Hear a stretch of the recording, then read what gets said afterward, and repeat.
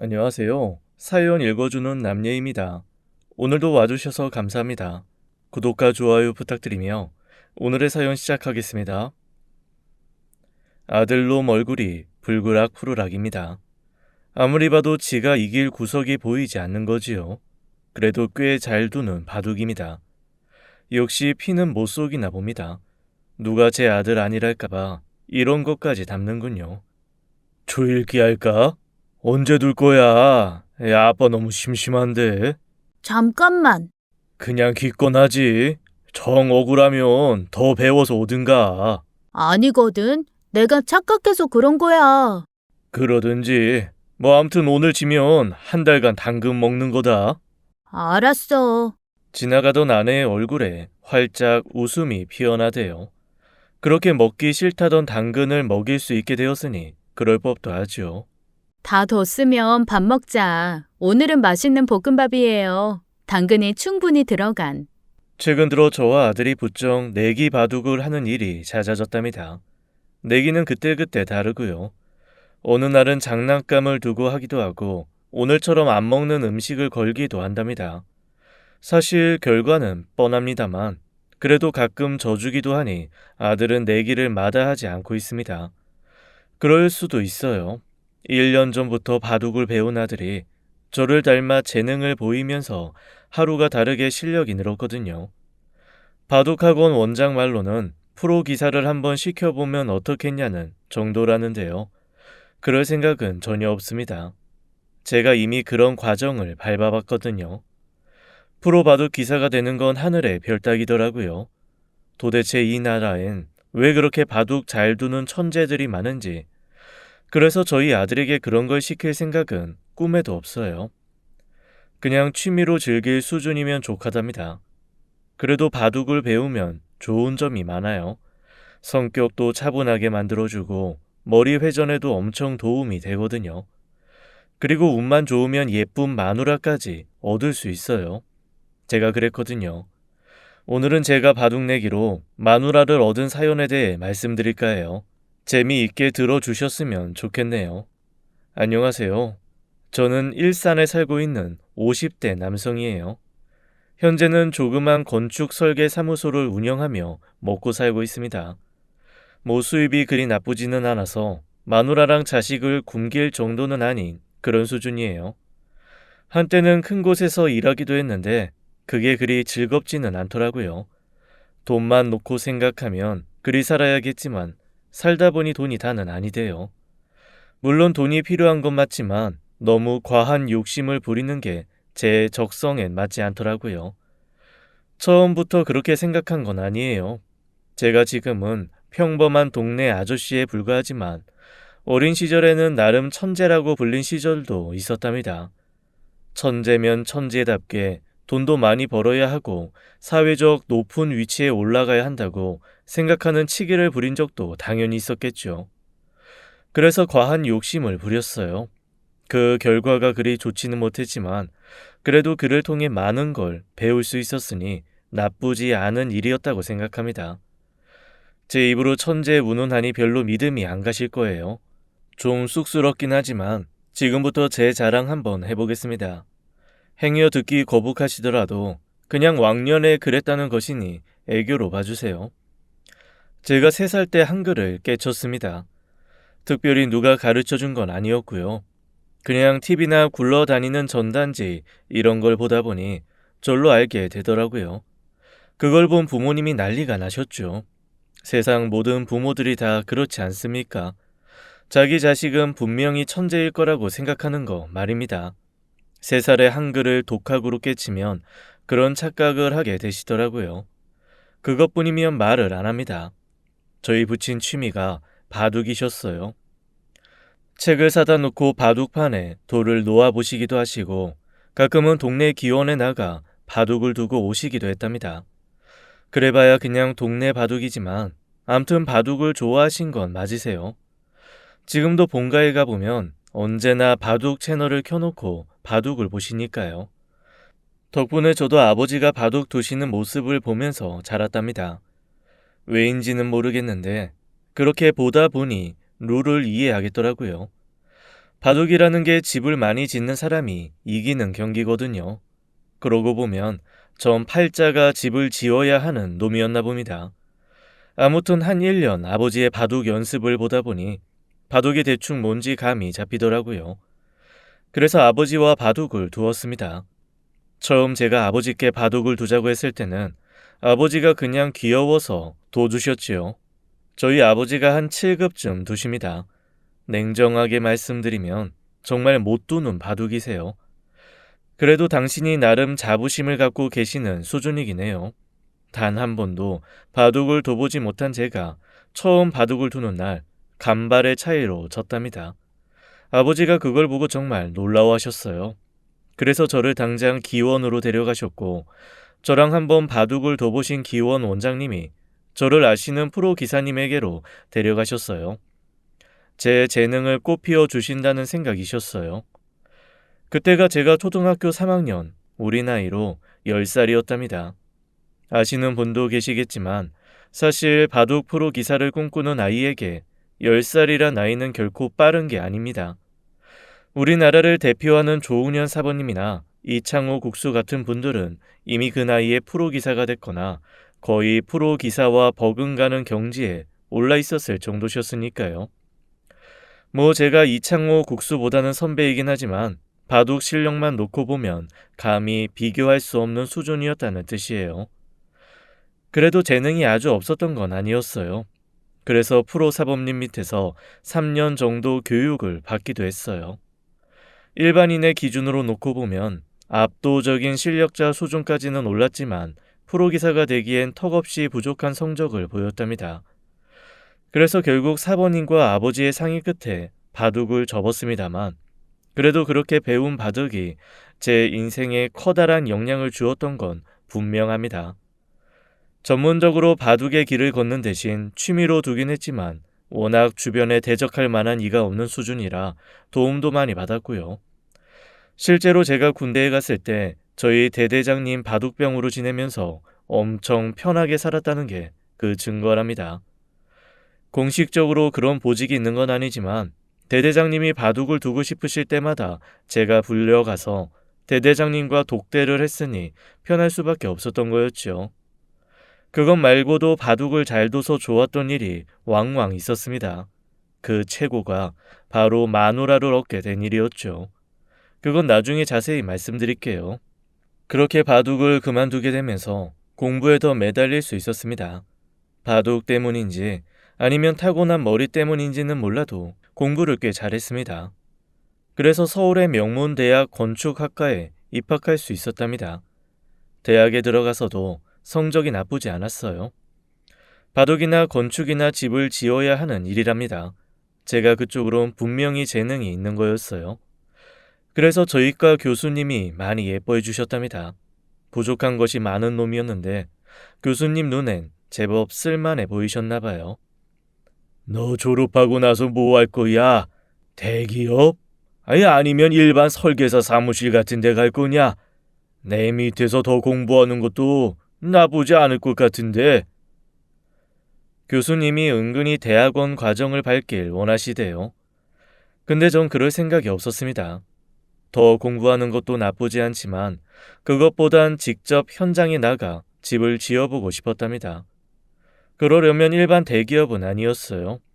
대기업에 들어가면 큰 공사를 할 수는 있지만 제 의지가 반영된 집은 못 만드니까요. 그래서 일반 설계사 사무실을 목표로 했답니다. 그럴 것 같았다. 내 친구 놈 중에 사무실 하는 놈 있는데 그리로 가보지 않을래? 좀 괴짜긴 해도 실력은 있는 놈이라 도움이 될 거다. 너무도 감사하게 교수님은 당신의 친구 회사에 절 넣어주셨어요. 그게 제 인생의 커다란 터닝 포인트가 되었답니다. 아파트나 대형 건물을 짓는 대기업과는 달리 일반 설계사무사 사무소는 특색 있는 단독주택이나 고급 빌라 같은 것들을 만들 때가 많습니다.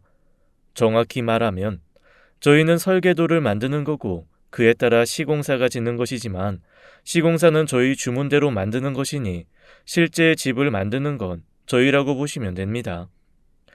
저희 회사가 실력 있고 내실 탄탄한 곳이다 보니 소위 말하는 부자들이 많이 찾으셨어요. 그런 분들을 상대하는 일은 꽤나 까다롭습니다. 대부분 지인들의 소개로 오시는 경우가 많은데요.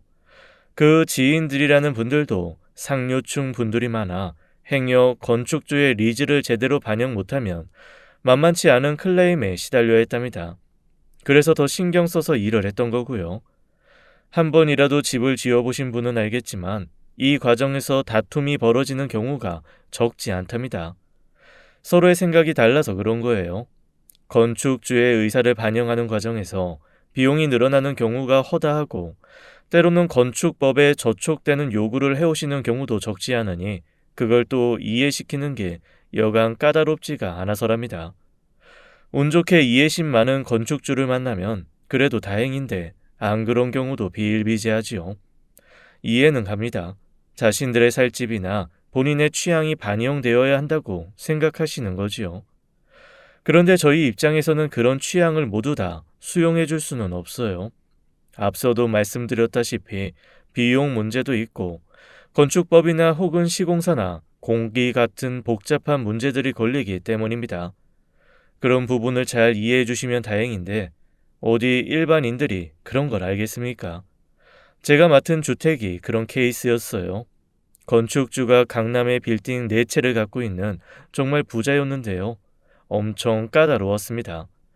제가 사수가 아니긴 했지만 그래도 제가 건축주를 직접 만나서 이해를 구하는 작업을 많이 했답니다. 처음엔 겨우 30 될까 하는 풋내기라며 저를 대놓고 무시하던 건축주가 수없이 싸우고 또 조율하는 과정을 겪으면서 결국엔 저를 인정해 주셨답니다. 그때의 보람이라는 건 정말 말로 다 설명하기 힘든 정도지요. 그렇게 제대로 된 집을 짓고 나서 얼마 지나지 않아 저한테 선짜리가 들어왔어요. 그것도 여자네 집에서 직접 말입니다. 바로 제가 맡아 완공시킨 그 까다로운 건축주분이셨어요. 지금의 저라면 그런 제안을 단번에 거절했겠지만 그 시절에 전 진짜 욕망 덩어리였답니다. 모든 건축 설계사들은 궁극적으로 자신의 이름이 걸린 사무소를 가지길 원한답니다. 기본적으로는 실력이 먼저겠지만 그 못지않게 경제적 능력도 있어야 하거든요. 저희 집이 가난한 집은 아니지만 그렇다고 자식놈에게 그런 회사를 차려줄 정도의 경제력을 가지지 못한 상황에서 그 제안은 거부할 수 없는 유혹이었습니다. 실제로 장인이 그러셨거든요. 당신 딸이랑 결혼하면 사무실 하나 내주겠다고요. 그래서 결혼을 했습니다. 생각해보면 진짜 무책임한 일이었어요.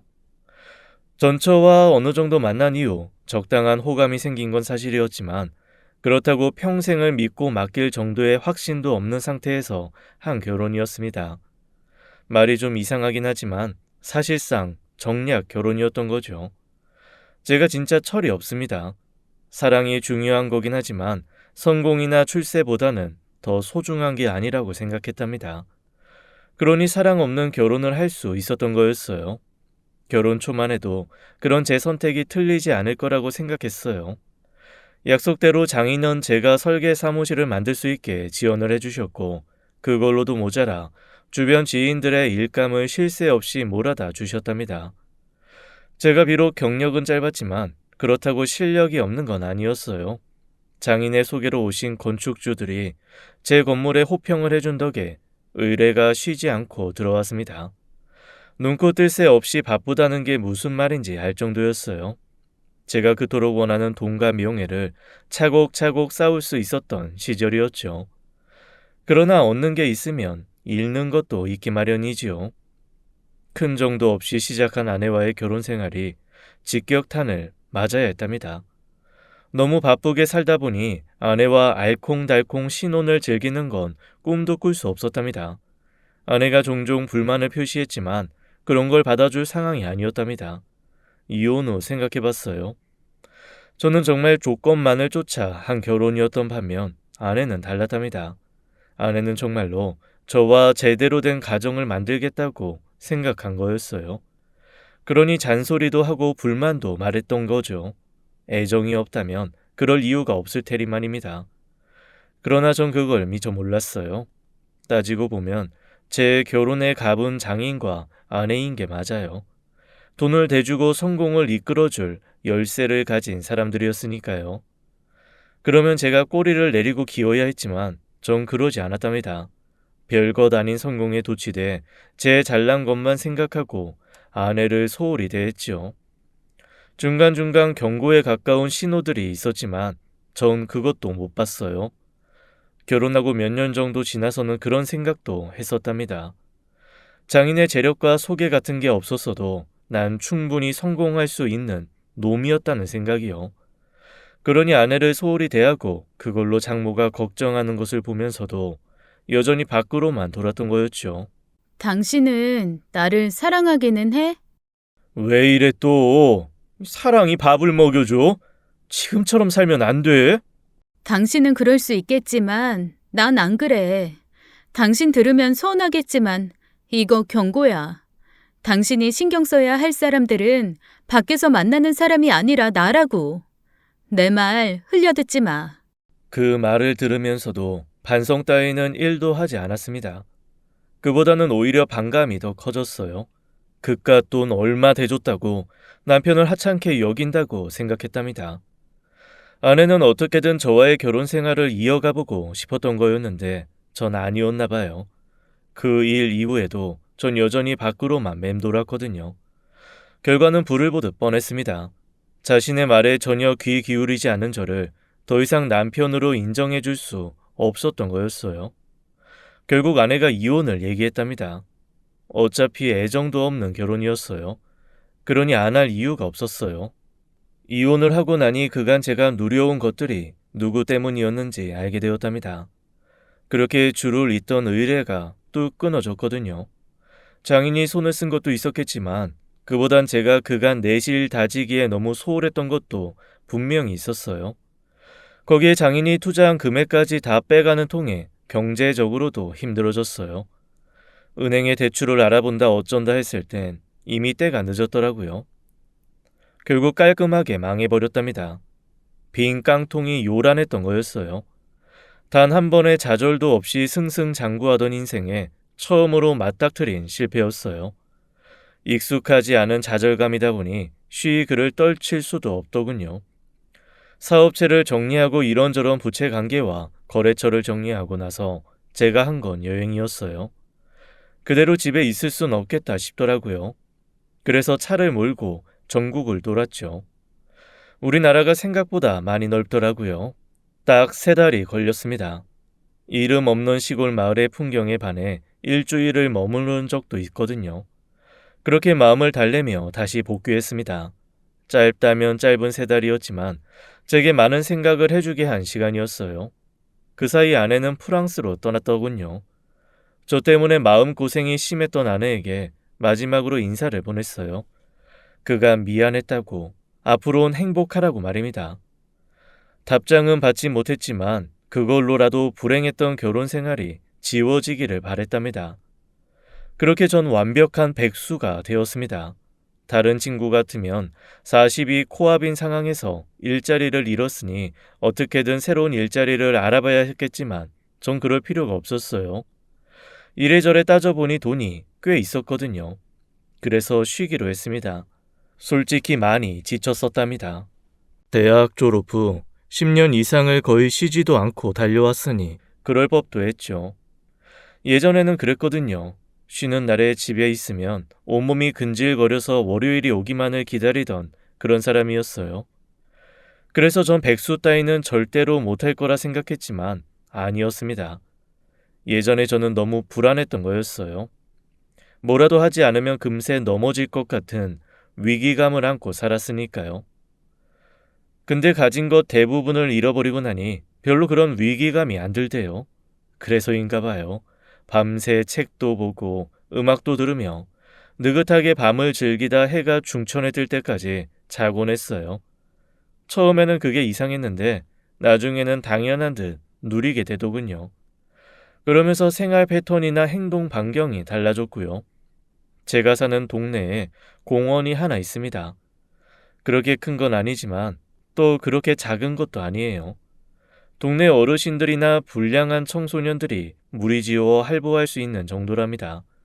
전 청소년도 아니고 노인도 아니면서 그 공원에 정기적으로 드나드는 유일한 사람이었어요. 그러다 보니 자연스레 공원을 지키는 터줏대감들의 눈에 띄인 거였어요. 아이, 살다 보면 잠시 쉬어갈 때도 있는 법이지. 너무 상심 말게. 감사합니다. 어르신 눈에도 제가 백수처럼 보이는 거 맞군요. 이 시간에 여기 있는 사람이 정상적인 직장을 다니는 건 아니 되지. 그렇죠. 그렇게 조금씩 공원의 멤버들과 친해졌습니다. 한때는 이 사회에 중추셨던 분들이셨죠. 그러다 은퇴를 하시면서 딱히 할 일이 없어진 분들이 집에만 있기 답답하니 근처 공원으로 와서 시간을 보내시는 거였답니다. 아시겠지만 시간 보내기용으로는 바둑이나 장기만한 게 없지요. 공원에서도 그랬습니다. 한 구석에서 장기를 두시는 분도 계셨고 바둑을 두시는 분도 계셨어요. 저야 이력이 이력인 만큼 바둑 두시는 분들 곁에서 구경을 할 때가 많았답니다. 기본이라고는 안 된 무지막지한 싸움 바둑들을 두실 때가 많아서 구경하는 재미가 솔솔 차났어요. 그래도 훈수 따위는 하지 않았어요. 그랬다가 제가 바둑을 둘 줄 안다고 생각하시면 귀찮은 일이 벌어질 가능성이 높으니까요. 못 둘 건 없지만 너무 실력 차이가 나는 분들이셔서 일부러 바둑을 모르는 척 했답니다. 근데 그게 들통이 났어요. 그날은 날씨가 좀 그랬어요. 바람도 차고 비도 올 것 같은 날이었죠. 덕분에 공원도 모처럼 한가했답니다. 평소라면 나와 계셔야 할 분들이 안 계시니 적적하기도 하고 심심하기도 해서 저도 몰래 바둑판에 돌을 올려보게 되더군요. 이런저런 수를 놓았다가 흩었다가 할 때였습니다. 바둑돌 높는 맵시가 보통이 아니네. 자네 바둑 좀 두나? 그런 저를 누군가 보셨던 모양이었어요. 말은 섞어보진 않았지만 가끔 얼굴은 배웠던 분이셨어요. 아차 싶더라고요. 괜히 바둑이나 두자 그럴까봐 일부러 못 두는 척 하던 걸 들켰으니까요. 두기는요, 그냥 단수 정도만 아는 정도인데요. 그런 게 아닌데 돌 놓는 손이 달라. 왜? 내가 한 수 가르쳐 달랄까봐 그러나? 마치 제 맘속을 꿰뚫어 보시는 것 같았어요. 그런 건 아니고, 그냥 잘 두지도 못하는데 어르신들 눈만 어지럽힐 것 같아서요. 다들 그렇지 뭐. 여기 공원에 바둑 제대로 두는 사람이 누가 있다고. 그냥 다들 시간이 안 가니 뭐라도 해야 하는 거지. 그렇게 나오시니 더는 어쩔 수가 없더군요. 결국 할아버지랑 바둑을 두게 되었습니다. 그분이 바둑 두는 걸 본 적이 없었어요. 그래서 얼마나 두는지 알 수가 없어 일단은 대충 비슷하게 두어 드리려고 했답니다. 근데 생각보다 훨씬 잘 두시더라고요. 그래서 더 재미가 있었어요. 나름 공부도 하신 듯 최근에 포석 유행도 많이 따라하시고 하시대요. 간만에 재미있게 바둑을 두었습니다. 일부러 아슬아슬하게 져드리기도 하고 이기기도 하고 그랬답니다. 일종의 예의 같은 거죠. 실력 차이가 너무 나게 이겨버리면 기분이 상하실 것 아닙니까? 바둑이라는 게 원래 그렇습니다. 그러면서 이런저런 이야기도 많이 했어요. 동네 바둑이라는 게 그런 재미로 두는 거거든요. 그랬군. 왠지 평범해 보이지는 않더구만. 저 평범한데요. 그니까 망했죠. 자기를 평범하다고 말하는 사람일수록 실제로는 안 그런 법이라네. 당장 바둑만 봐도 그래. 이게 단수만 아는 사람이 둔 바둑일까? 자네 지금 나 봐주면서 두는 거지? 아닙니다. 최선을 다해 두는 중이에요. 제 주제에 누굴 봐주고 말고 할 여력이 어디 있겠습니까? 등에서 식은 땀이 다 날 정도였습니다. 겉보기엔 평범해 보이시는 분이었는데 말 한마디 한마디가 저를 꿰뚫어 보시는 것 같아 긴장을 많이 해야 했습니다. 제가 오만했던 거죠. 공원에 와서 시간을 보내는 분이시라고 만만하게 본 거였어요. 사실 그럴 리가 없죠. 그분들 역시 젊은 시절엔 누구 못지않게 많은 경험들을 하셨을 테니까요. 어르신은 알고 계셨던 거였어요. 제 바둑이 당신 바둑보다 훨씬 더 강하다는 걸요. 그래도 제가 티를 내려 하지 않으니 그냥 모른 채 해주신 거였어요. 오늘 덕분에 재밌었네. 다음에도 괜찮으면 바둑 한 수 가르쳐 줄 수 있겠나? 너무 걱정은 말게. 이 수업료는 낼 테니. 아닙니다. 저야말로 덕분에 재밌게 대국했어요. 이제 들어가시게요. 난 좀 더 있다야 할 것 같네. 자네가 가야 할 것 같아서. 그랬습니다. 제가 저녁에 약속이 있어서 가야 했거든요. 말하지 않아도 다 아시는 것 같았어요. 연륜이라는 게 그래서 무서운 거였어요. 그날 이후 종종 어르신과 바둑을 뒀습니다. 다른 분들도 두자시던 분이 간혹 계셨는데 그럴 때마다 주위 분들이 말리셨어요. 자네 실력으로 어딜, 김영감도 쩔쩔매는 청년인데 바둑도 적당히 격이 맞아야 재미지. 아이 자네랑 나랑 둬. 제가 속인다고 했는데 완벽하게는 못했나 보더라고요.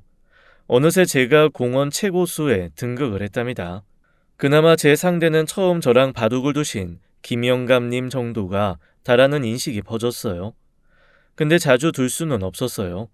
영감님이 다른 분들처럼 매일 나오시는 게 아니었기 때문입니다.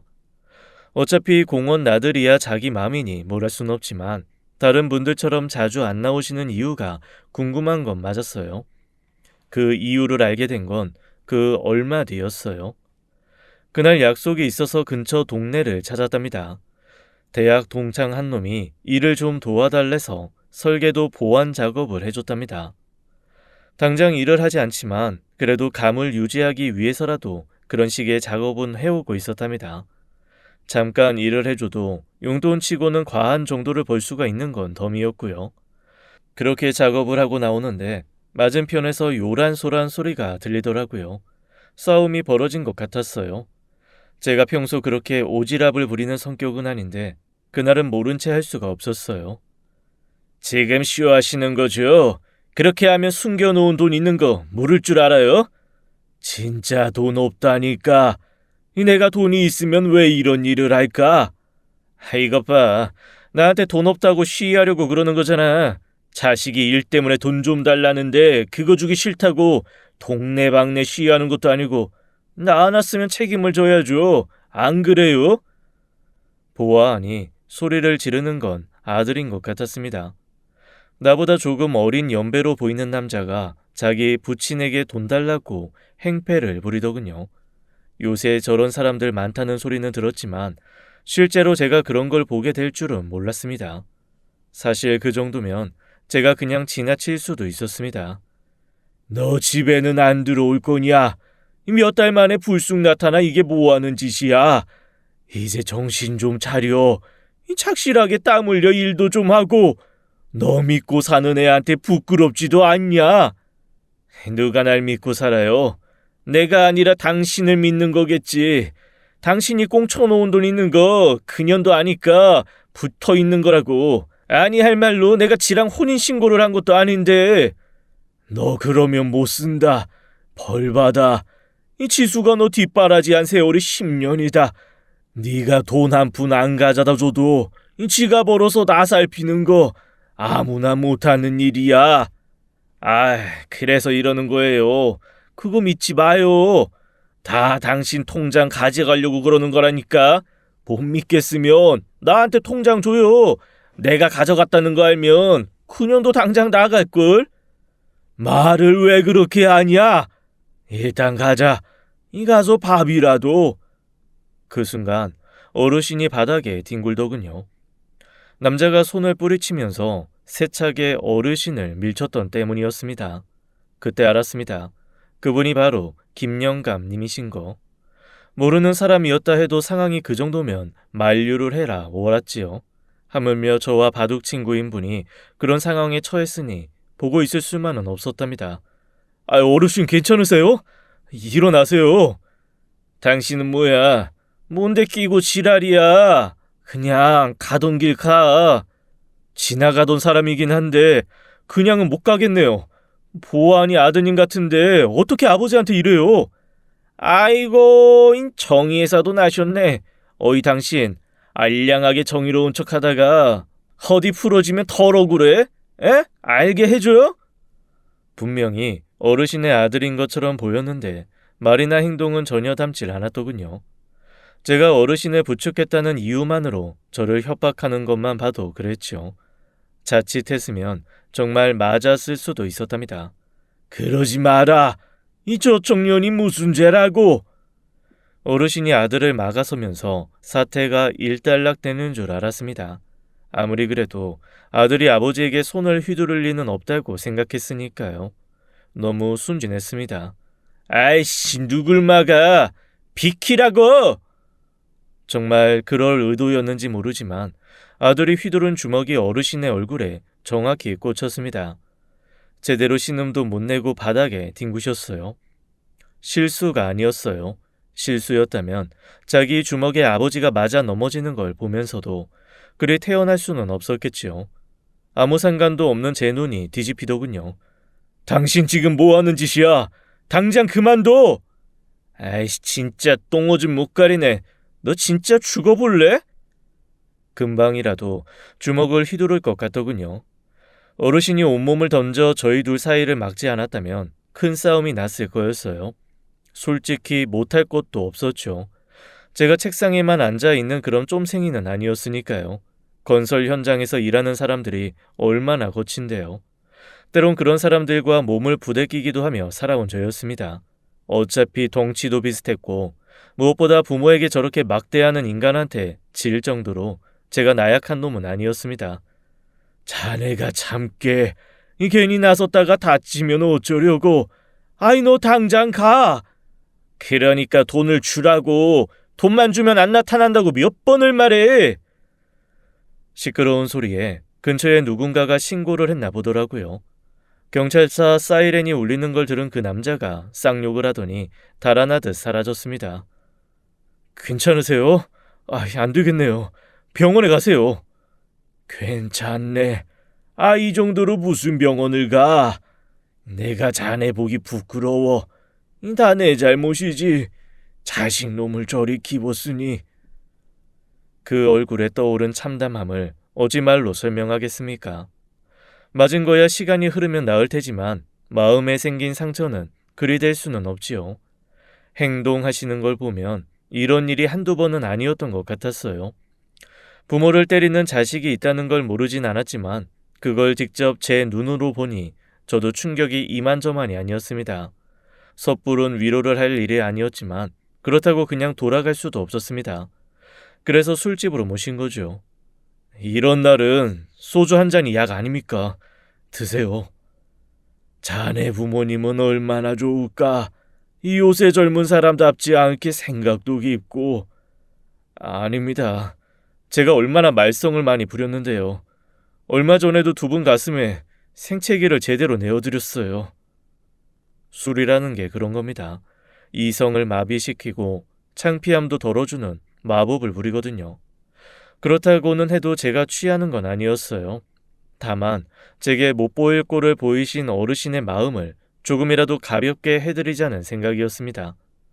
그랬었나? 요새 이혼이 뭐 그리 부끄러운 일이라고. 안 맞는 사람끼리 사는 것보다야 100배 나은 일이지. 그나마 둘 사이에 자식이 없었으니 다행이라면 다행이네.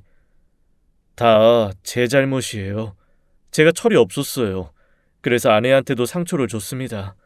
언제 사과할 기회가 생겼으면 좋겠네요. 이혼이 어디 한 사람 잘못이겠나. 그래도 자네는 미안한 마음이라도 가지잖나. 저놈은 도대체 언제 인간이 되려는지. 서로 신세한탄을 하며 주거니 받거니 하다 보니 왠지 비밀을 공유한 사람처럼 가깝게 느껴지더라고요. 아시겠지만 남자들이 자기 속마음을 잘 못 털어놓는답니다. 특히 부모에겐 더 그랬죠. 그러니 힘든 일이 있어도 친구나 혹은 믿을 만한 사람에게 마음을 털어놓는 경우가 많은데 전 어르신에게 그랬답니다. 학력이 길다거나 하시진 않았지만 생각이나 말투를 보면 정말 지혜로운 분이셨거든요. 우리나라에서는 나이 차이가 많이 나면 친구가 못 된다는 생각을 하곤 하는데 사실 꼭 그래야 할 이유는 없었어요. 서로 생각이 맞고 말이 잘 통하면 성별이나 나이에 관계없이 흉허물을 터놓고 이야기할 수 있지 않습니까? 그게 친구죠. 그런 의미에서 본다면 어르신과 전 친구가 맞았습니다. 바둑을 좋아하는 것도 그렇고 소주를 좋아하는 것도 그랬죠. 아마 그래서일 겁니다. 제가 몇 달 더 백수 생활을 하다 다시 일을 시작했거든요. 근데 그 전까지 저랑 가장 많이 시간을 보내신 분이 어르신이었어요. 내기 바둑을 두기도 하고 같이 술잔도 부딪히고 그랬어요. 제가 다시 일을 시작한다는 말씀을 드렸을 때는 누구보다 기뻐해 주시기도 하셨어요. 잘했네. 이 자네 실력이면 어디 있더라도 두각을 나타내겠지. 게다가 한 번 실패도 맛봤으니 경고망동도 하지 않을 테고 정말 축하하네. 아이 그래도 아쉬운 건 어쩔 수가 없구만. 아쉽다니요. 뭐가요? 이제 자네가 출근하면 아이 난 누구랑 바둑을 둬? 소주는 누구랑 마시고? 제가 미국이라도 가는 줄 알겠네요. 뭐 어차피 여기 살 건데요. 평일은 힘들겠지만 주말에 얼굴 봐도 되고요. 왜 이러세요? 꼭 이별하는 사람처럼. 그냥 욕심이 나서 그랴. 내가 자네 보면서 참 좋았거든. 그래, 주말에 보면 되지. 자, 새로운 출발을 위하여. 정말로 그럴 생각이었습니다. 어르신과 보내는 시간이 저한테는 여러 의미가 있는 시간이었답니다. 때론 위로를 받기도 하고 또 때론 지혜를 구하는 시간이기도 했어요. 제가 미처 느끼지 못하는 것들을 느끼게 해주는 소중한 시간이었으니 굳이 그를 포기할 생각은 아예 없었습니다. 그래도 막상 일상으로 돌아가니 그게 쉽지는 않더군요. 저희 일이라는 게 때론 주말에도 현장 답사를 나가기도 하고 지방 의뢰도 적지 않아 불규칙한 면이 많기 때문이었어요. 그래서 어르신을 만나는 일이 쉽지 않아졌답니다. 가끔 친구들과 술잔을 기울이다 문득 어르신이 생각날 정도로 어르신과 보내는 시간이 확 줄었어요.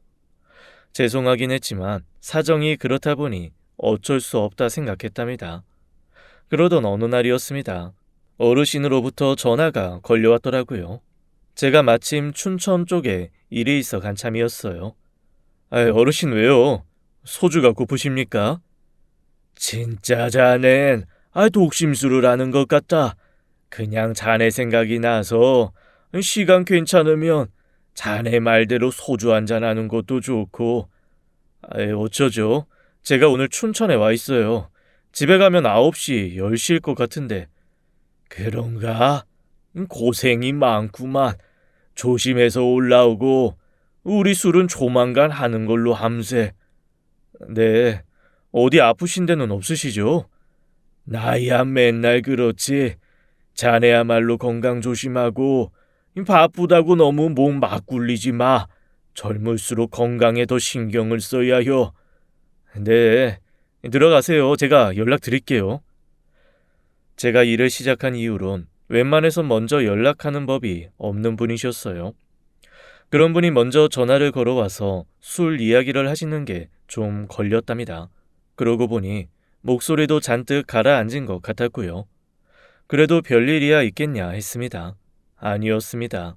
어르신에게는 정말로 힘든 일이 있었습니다. 그래서 저한테 전화를 걸어오신 거였어요. 사정을 이야기했다면 제가 밤 10시 아니라 새벽이라 해도 달려나갔을 텐데 어르신은 아무 말씀도 하지 않으셨답니다. 친구로서의 자격이 없는 거였어요.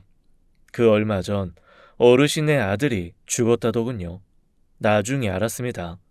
술을 먹고 길거리에서 싸움을 하다 도망을 쳤대요. 그러다 마주 오는 차에 부딪혀서 즉사를 했더군요.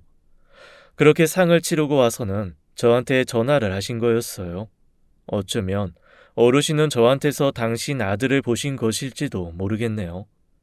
자기가 기대했던 아들의 모습을 보여주는 저를 보며 스스로를 위로하신 거였답니다. 그래서 그런 말도 안 되는 내기를 거신 거였어요. 자신의 남은 생은 그런 자식과 함께 보내시고 싶었나 봐요. 간만한 한적한 주말이었습니다. 한껏 게으름을 부릴 쯤이었어요.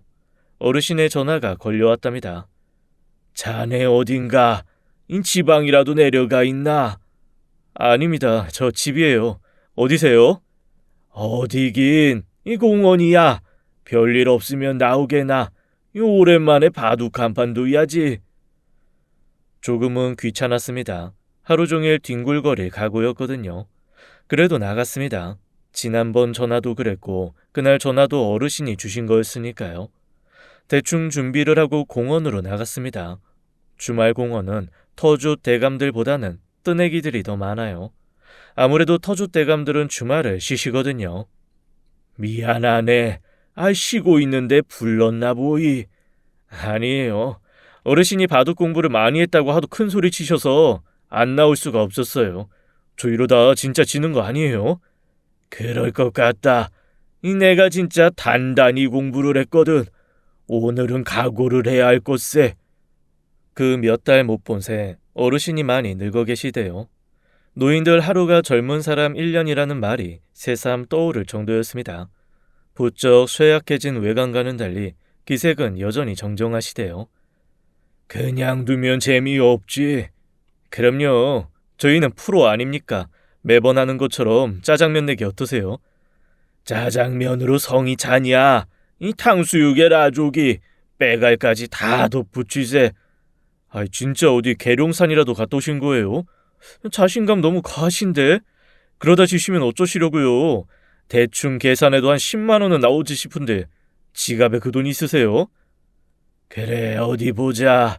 10만 원은 없고 5만 원 정도 있네. 이걸 어쩐다. 그래, 담보를 맡기면 되겠구만. 혹시라도 내가 지면 내 딸을 맡기겠네. 아는지 모르겠는데 예전 노름판에서는 마누라도 맡기고 자식도 맡기고 그랬다네. 뭐 그럴 일은 없겠지만 혹시 그렇게 되면 내 딸을 자네한테 줌세. 와, 진짜 자신감 하늘을 찌르시네요. 근데 어르신 따님이 어르신 닮은 거라면 저 못 이기겠는데요. 제가 예쁜 여자를 좋아하는 놈이라서. 진다는 생각은 안 하네. 걱정 마. 내 딸놈이 나랑은 어디도 닮지 않았어. 다들 예쁘다고 하는 아이니까 손해는 안 볼게요. 간만에 만나본 모습이 그리 좋지 않아서 걱정을 하긴 했는데 말씀은 그 어느 때보다 활기차셨습니다. 그리고 좀처럼 하지 않던 가족 이야기까지 하시니 크게 걱정할 건 아닌가 싶었습니다. 그렇게 둔 바둑 제가 이겼습니다. 져줄까 했는데 그럴 수가 없었어요. 어르신이 막판에 말도 안 되는 실수를 하신 통에 그럴 수가 없었어요. 거기서 제가 져버린다면 그거야말로 제가 일부러 져준다는 티를 내는 거였으니까요.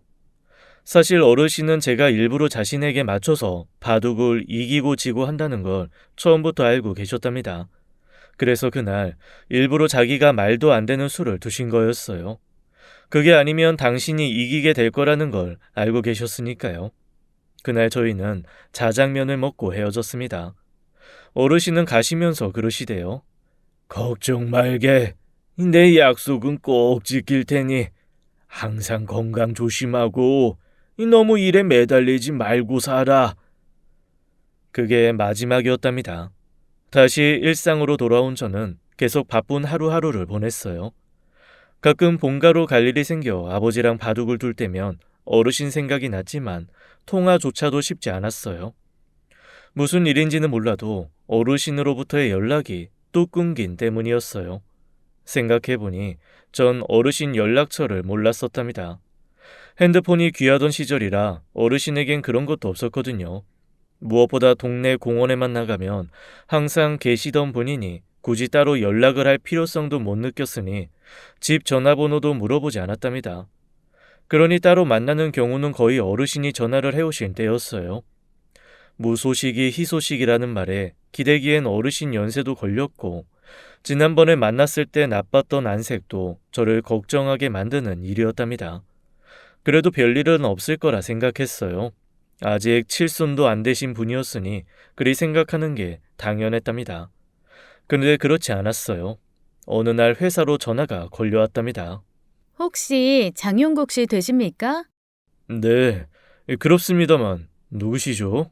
저 김순철 씨 부탁으로 전화드렸어요. 혹시 저녁에 시간 괜찮으신가요? 전해드릴 것도 있고. 김춘철 씨?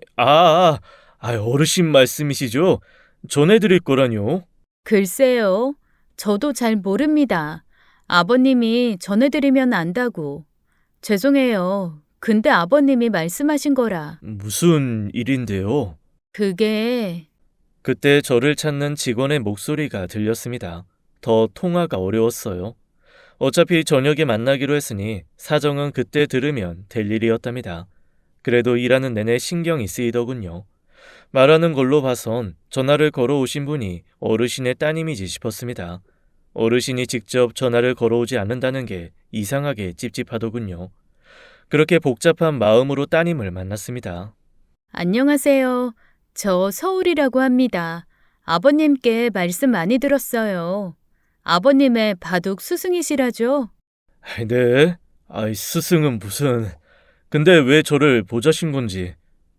어르신한테 무슨 일이라도 있나요? 사실은 세상 참 무섭대요. 어르신을 못 본 게 대여섯 달 정도였는데 어르신이 몹쓸 병에 걸려 오늘 내일 하신다지 뭡니까? 지난번에 배웠을 때도 멀쩡하셨는데. 그때도 안 좋으셨어요. 워낙 늦게 발견해서. 그건 그렇고 이거. 따님이 건넨 건 편지였습니다. 어르신이 의식을 잃기 전에 따님한테 건네준 거라네요. 얼마 전부터 상태가 많이 악화돼서 중환자실에 계시는 어르신은 거의 의식을 회복하지 못하는 상태라고 했어요. 마음이 참 무겁대요. 일단 어르신이 준 편지를 열었습니다. 이렇게 편지로 만을 절하게 돼서 미안하이. 지금 그 편지를 건네준 사람은 내 딸이자 며느리인 아이네. 내가 지난번에 말했던 거 기억하나? 내가 바둑에 지면 딸을 넘긴다고 했던 말. 너무 염치 없다는 거 알지만 그 약속을 지키고 싶어서 이렇게 때를 써보네. 자네라면 그 아이를 행복하게 해줄 수 있지 싶어서 이렇게 말도 안 되는 부탁을 하네. 어차피 세상 떠날 나이니 부끄러워도 어쩌겠나. 내 부끄러움보다는 내 딸의 행복이 더 중요하니 이러는 걸세.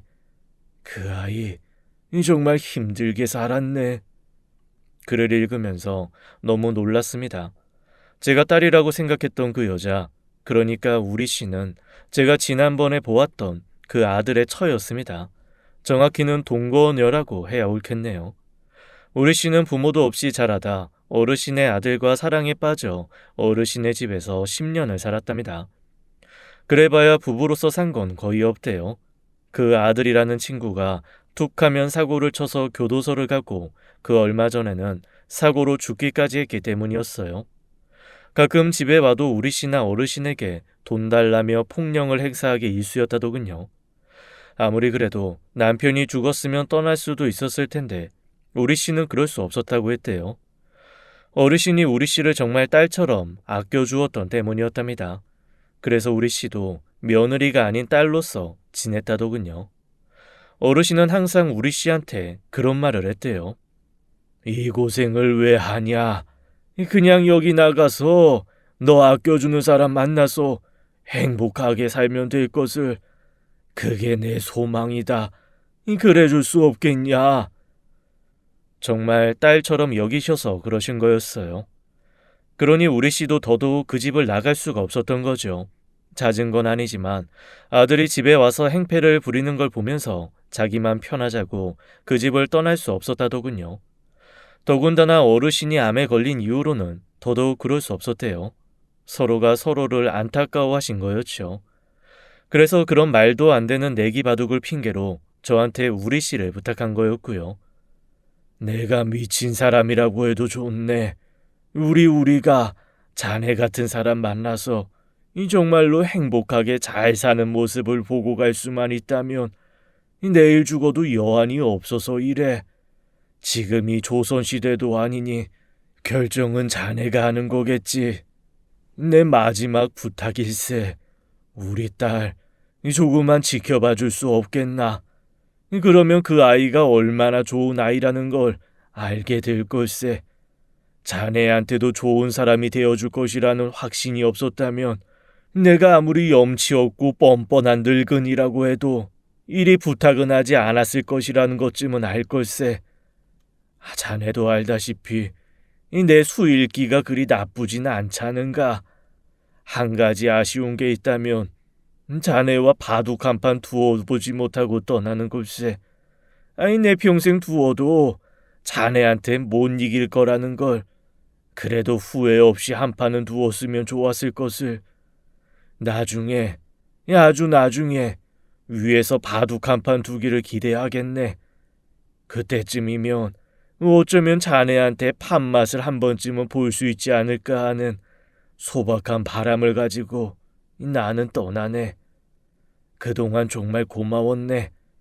자네 같은 사람이랑 바둑을 두면서 너무 행복했네. 고맙고 그리고 미안하네. 잘 지내시게나. 편지는 그렇게 끝이 났습니다. 뭐라고 말을 해야 할지 모르겠더군요. 저만 바라보며 아무 말 없이 서 있는 우리 씨에게 편지를 건넸습니다. 어르신이 무슨 생각을 하는지, 얼마나 자기를 사랑하는지를 이해시키려면 편지를 보여주는 것보다 좋은 일은 없다고 생각했던 탓입니다. 편지를 읽어 내려가던 우리 씨의 표정에 깃든 당혹감이 여실히 전해지더군요. 하긴 왜 안 그러겠습니까? 이유가 뭐였건 시아버지가 며느리를 다른 남자에게 맡아달라고 부탁하는 내용이니 놀라지 않을 수가 없지 않겠습니까? 편지를 읽기를 마친 우리 씨가 더듬거리며 입을 열었답니다.